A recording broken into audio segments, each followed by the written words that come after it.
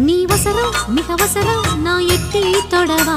அடிக்கடியே இளங்கொடியே நான் மடிமேல் விழவா சோழ காட்டுக்குள்ள சோகம் கண்டதால